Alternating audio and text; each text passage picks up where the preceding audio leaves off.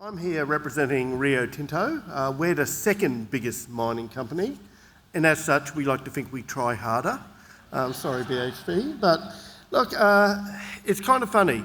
There is a lot of emphasis always given to uranium mining. So I'm now looking at the other side of the coin, which is looking at the more naturally occurring radioactive materials. So I thought the first question we should start off with is what is norm?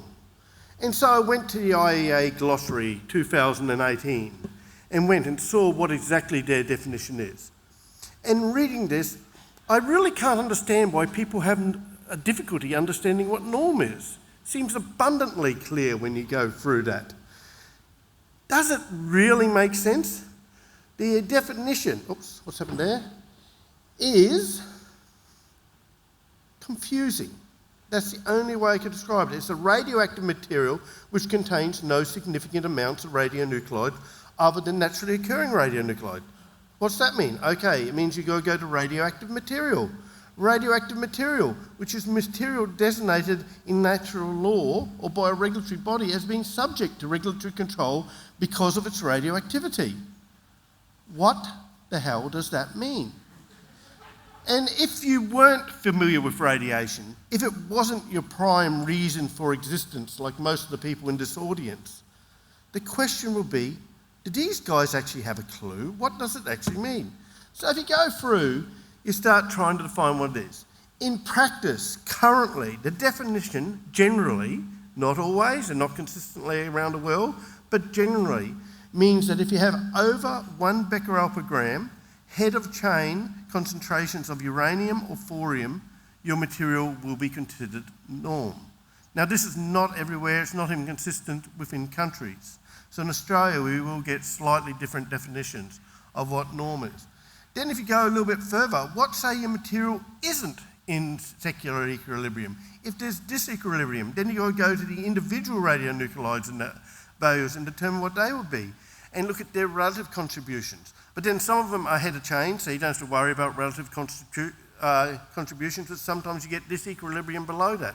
So yet again, another level of complexity, which is often beyond the scope of most industries and often requires some kind of specialist interpretation to what you have.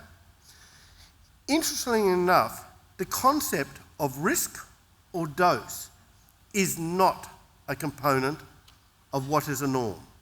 So a norm, if you like, is like a technical definition, but it doesn't actually convey, is there actually any risk associated with norm? Is there any dose relating? There is no exposure pathway, there's no assessment of where it is. And I think this, as I hope I go through the slides, will highlight a bit of a deficiency in what our system is. So, the current international approach to norm. At best, it is still fractured. And in some cases, it is non-existent. That's a pretty damning statement to make.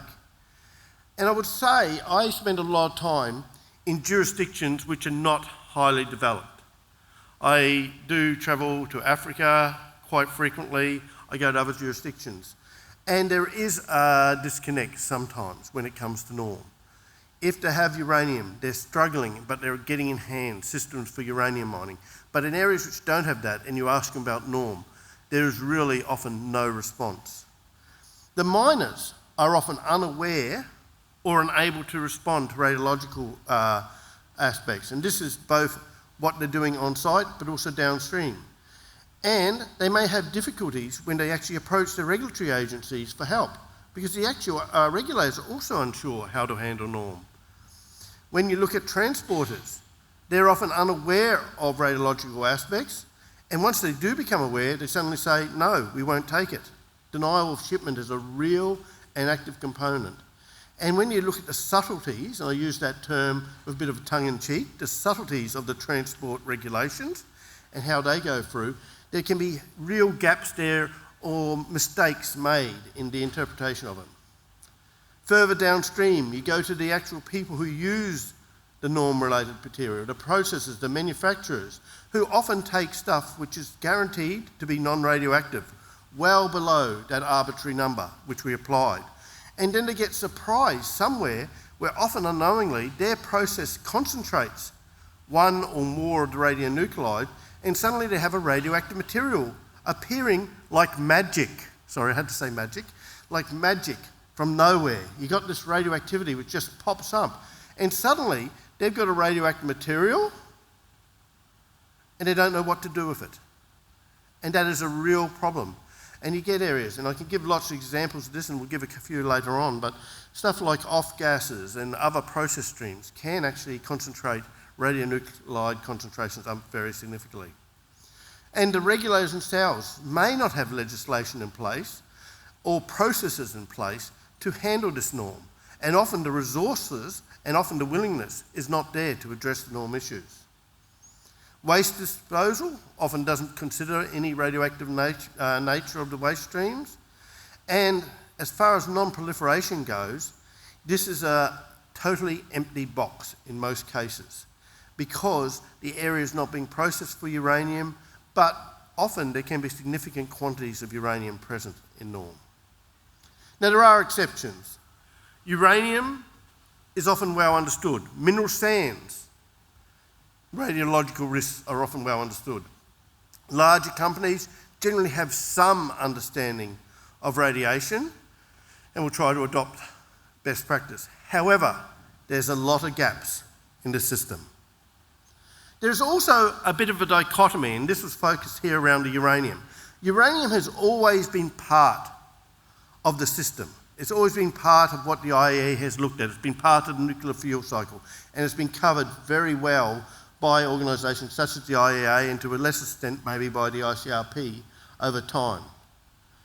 But it's led to a tale of two systems historically. If you are processing for uranium recovery, you are well regulated, some would say over-regulated, with lots of regulatory direction and technical support, including from the IAEA down.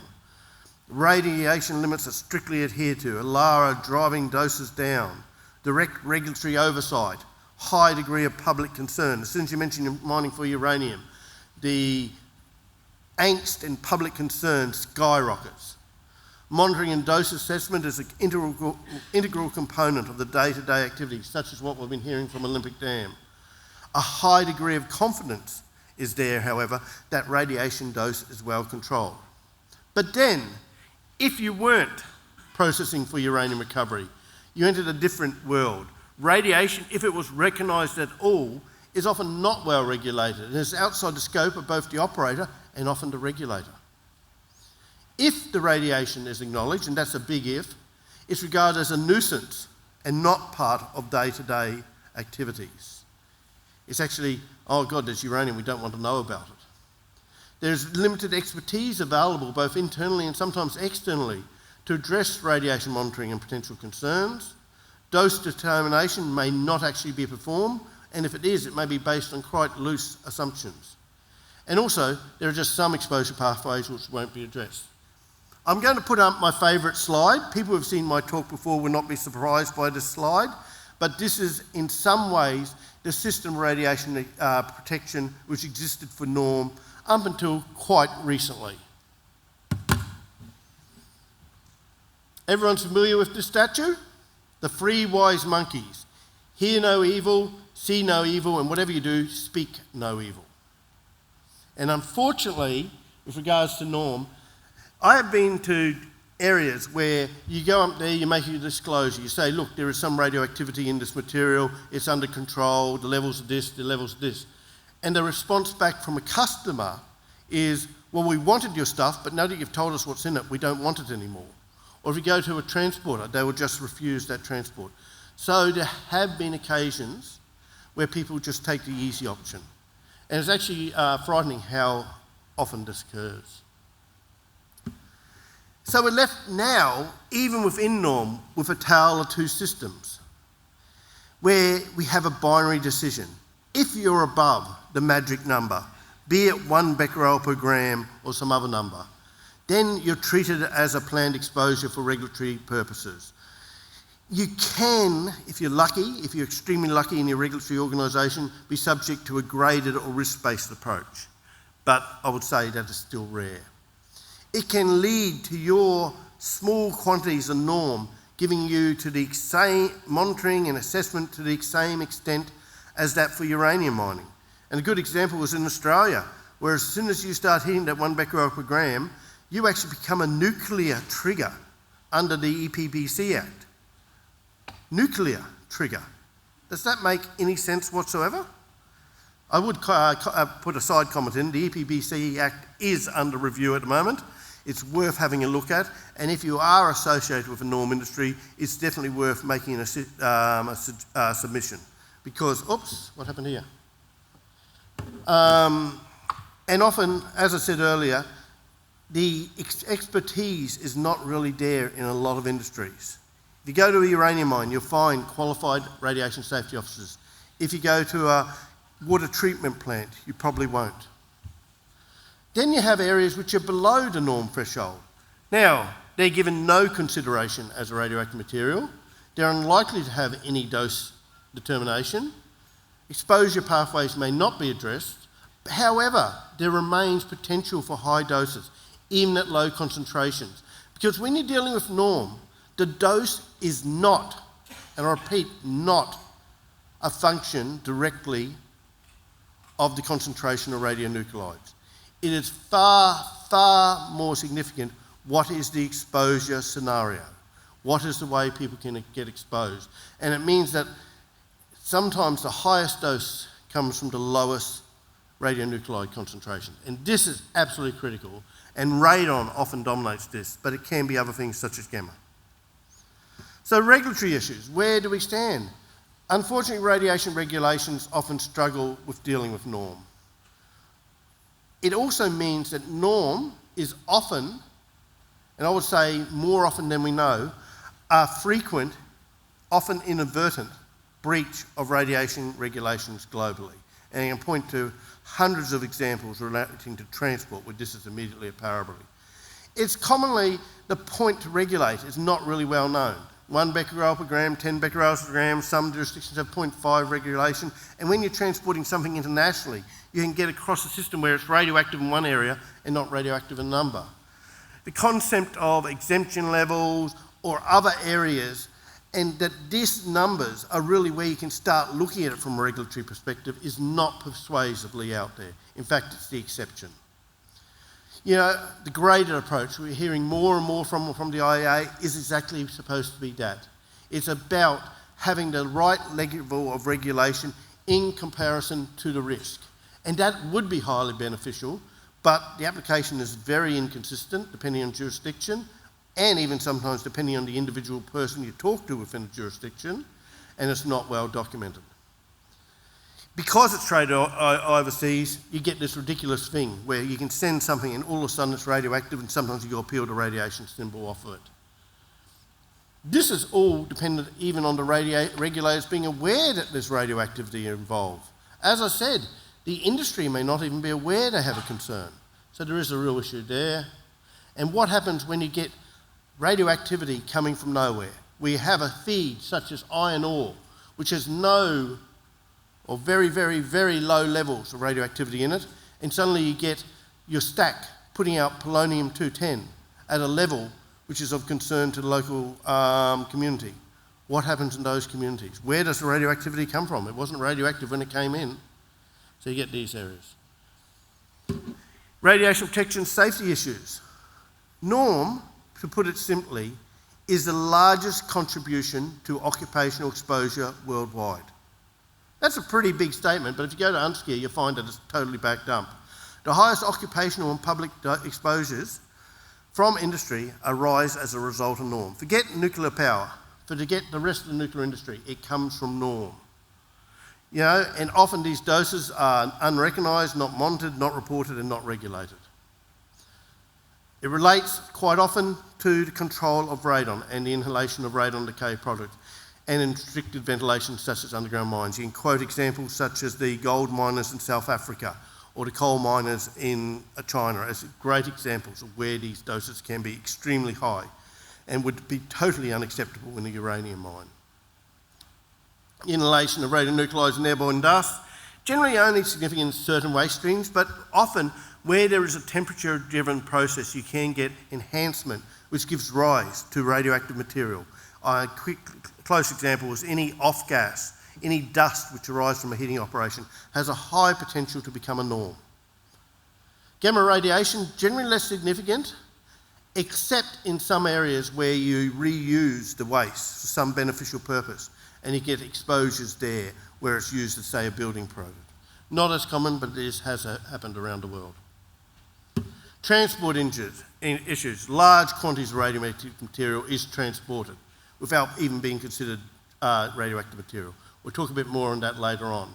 The 10 times exemption which exists within the transport code means that it's great, it helps facilitate the transport of norm, but you get a situation where as long as you keep it moving, it's not radioactive. But as soon as you stop moving it, it suddenly becomes radioactive from a regulatory perspective. How do you handle that in a regulatory system? Often the transporters aren't even aware it's radioactive until it sets off a gamma alarm at a port facility.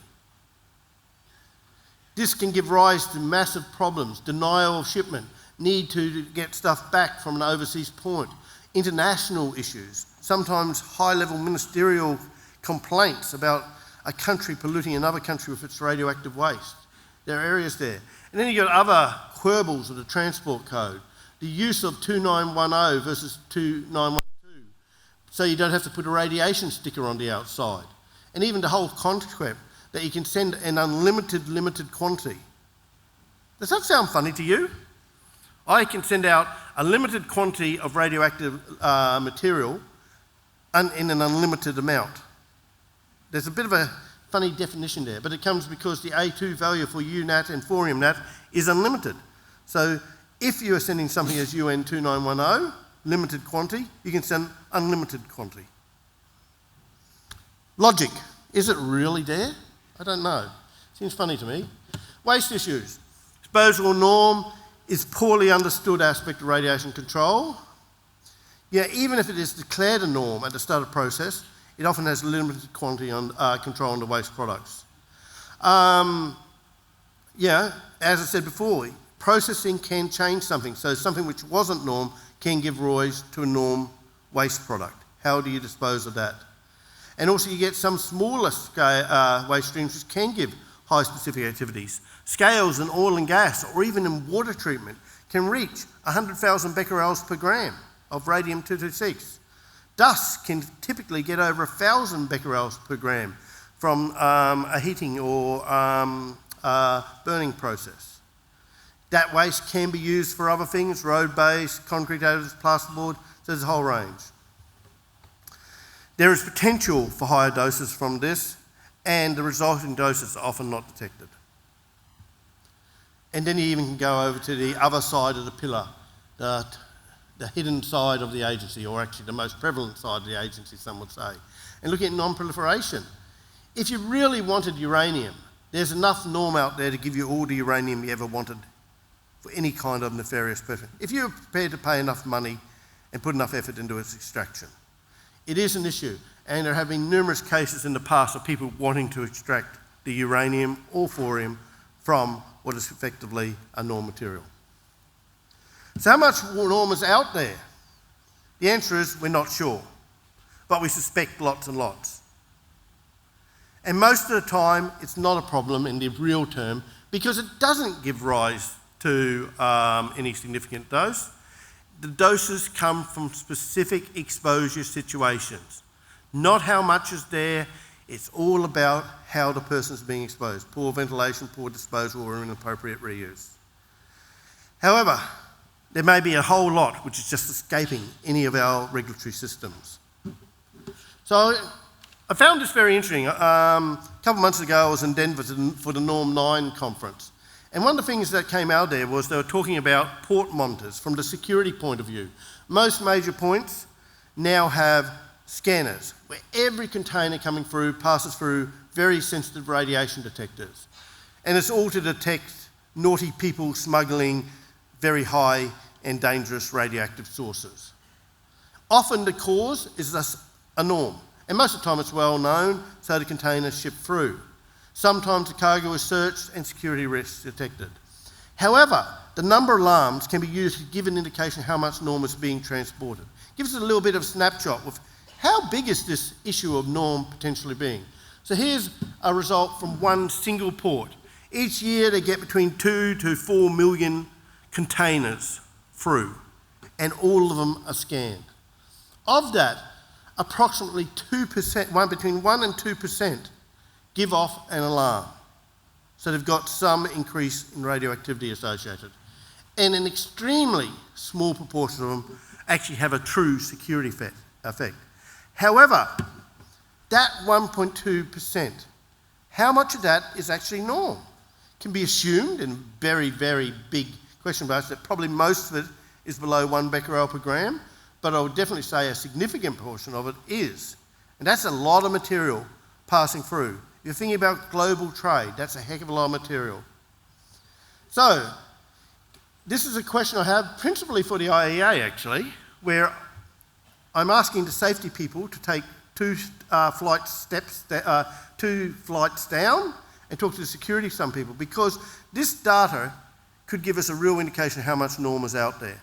And it's possible that an optimised alarm setting based on the transport code could potentially highlight non-compliance material and how this could be communicated to a regulatory agency.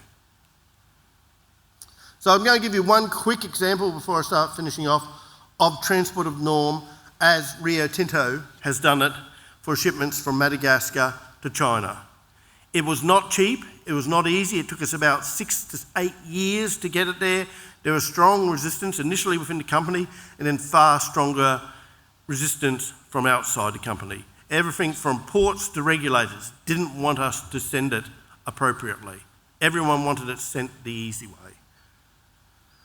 So what we decided, it was a true radioactive material. This stuff gives off a gamma signal like you wouldn't believe. It's a thorium-bearing material which contains rare earths, a whole heap of monazite in it. So we accept only 2 levels of protection for that. So we packed everything into IP1 Bulka bags, then into a container. Transport indexes were quite high, between 5 and 10. Please, the most common mistake I see is people not applying the multiplier due to the size of the container to the transport index. It's the most common mistake I see with regards to breaches of the transport code.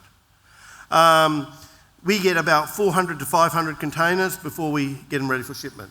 So here's our material stored in Bulka bags, put in shipping containers. We load it from a company port. We have a container ship which is exclusive use. Everything on it goes there. Interestingly enough, another quibble with the transport code, you're allowed unlimited transport index on a boat, but only 200 in a single hold within a boat, which is kind of funny. Once again, it means that as soon as you get enough containers, you're almost bound to go over the transport code unless you're transporting under exclusive use. So what does this look like? A whole ship full of radioactive material. 445 containers of material. Quite a spectacular sight if you're into that kind of stuff. So way forward. Key aspect is the need for regulators to have a consistent approach to norm, including, and I stress it over and over again, the graded approach, how to regulate once you're above whatever threshold of sense.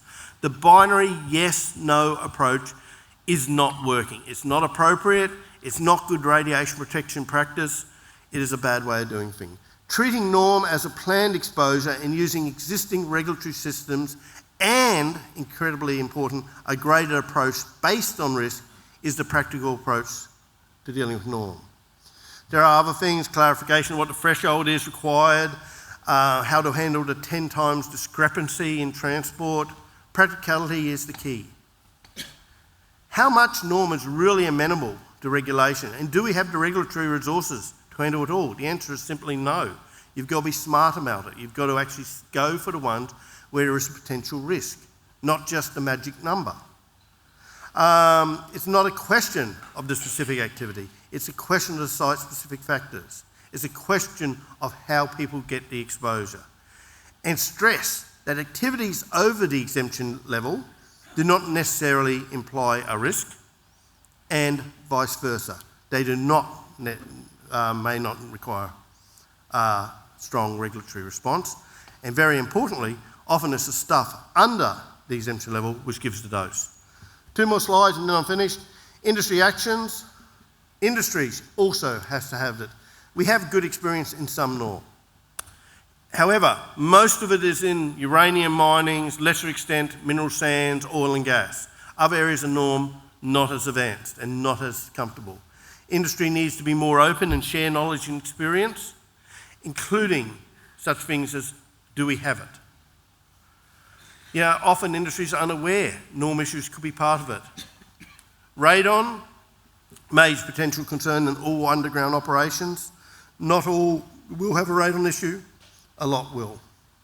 Blending to stay below 1 becquerel per gram can solve some issues, but will not necessarily solve more with regards to process and waste streams. And denial of shipment or port access is a very real risk. We come across it frequently. And it's becoming more common. All these portal monitorings do detect your stuff. It may be waved through the first couple of times, but eventually you may be stopped and you may get denial of shipment area. And last slide, sorry guys. Conclusion, the control and regulation of norm is not well defined or understood by both industry and regulators. I'm sure there are individual regulators who feel they do, but in some of the jurisdictions I go to, there is no recognition of norm. Norm is a radiation issue and contributes to some of the highest occupational and public doses, and it also represents the most common inadvertent breach of radiation regulations. Simple as that. The 1 becquerel per gram can be seen as a hard limit. Far better is a risk-based approach. So to me, the 1 becquerel per gram is where a regulator should open their toolbox, have a look, and see at that stage, is it a true risk? And if it is a real risk, then look at regulate. Otherwise, do no further action with it. It's common sense. It also means that you can keep your very, very precious regulator resources for dealing with the real doses, not the ones which don't really exist. The current ICRP IEA approach to planned exposures is applicable. It does work, but it needs more harmonisation in its implementation. There's a strong need for more consistent use of the graded approach based on risk and to appropriately control what are the impacts. And this is important not only for economic trade and development, but also for optimising regulatory resources.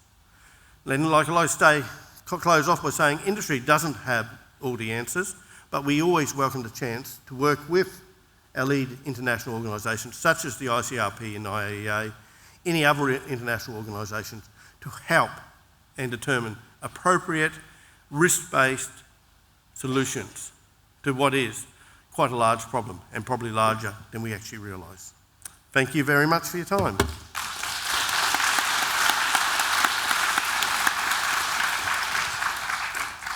Thanks, Frank. We do have some questions. Are there any Australian regulators using a graded risk approach to norm? I would say most actual Australian regulators use a graded approach to norm. Sometimes they don't realise they're using a graded approach to norm, but it's just a matter of they have to. If they try to apply, say, the same approach they use for a uranium mine to every norm situation which comes up about it, well, there'll be a lot more job ads and probably a lot more stressed regulators. When you go to a regulator, the graded approach can be something as simple as asking the question when someone comes to them with a regulator, what is the risk? Can you justify what the risk is? That's the first stage of the graded approach. Get an idea of, is there a real dose potential, and then carry on. So yes, the graded approach can apply, and I do think most Australian regulators, whether they realise or not, are actually undergoing components of the graded approach. However, you will get a different response from one jurisdiction to another, and sometimes from one regulator to another within a jurisdiction. So that's where the inconsistency arises. A question from the floor. We'll try to mix it up a bit. The mic's behind.